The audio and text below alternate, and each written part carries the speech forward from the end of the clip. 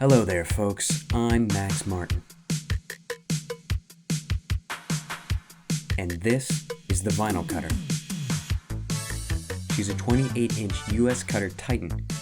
It's the finest vinyl cutter I've ever laid eyes on. And in this short informational film, you'll be learning how to use this magnificent machine.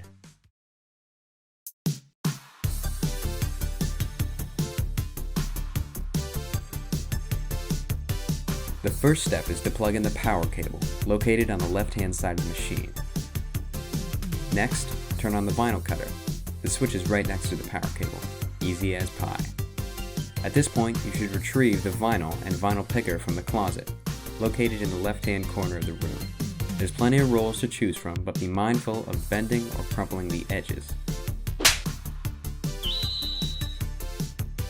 Above their rolls, there's also a small plastic container with a shiny blue vinyl picker.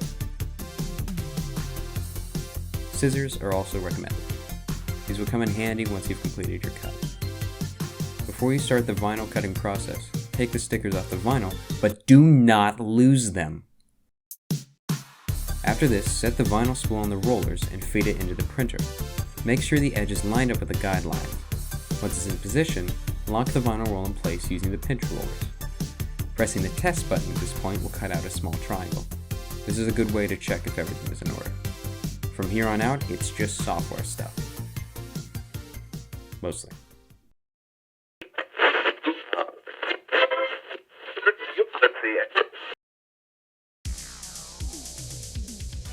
Do not log into the computer. Only a facilitator's account will be able to access the computer's files. Once you've gotten your facilitator to log in, open the VINYLMASTER program on the desktop. From here, you can cut designs you make in the program. Keep in mind that the vinyl cutter only works with vector files. If you don't know what that is, don't worry. The cutter comes with methods to convert regular images into vectors. If you run into any problems with this, don't be afraid to ask Amanda Petree, or me, Max Martin. Once you've finalized your image, click File, Cut/Plot, which will open up a menu, allowing you to change your print's position on the vinyl. This can be useful for when portions of the vinyl have already been used. Before you print your design, however, you should always do a test cut. This will let you know the general size of your print. After that, you're good to go. Press Cut Now, and before your eyes, the vinyl cutter will whir to life. Keep your hands away from the blade carrier as this magical process takes place.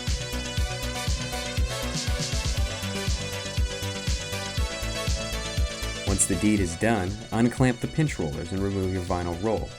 Lay your roll out on a flat surface and use the vinyl picker to lift one corner off the backing paper. Simply pinch the corner of the vinyl and pull it clean off. Congratulations! Your cut was successful. You could say you just made the cut. Now time for some cleanup.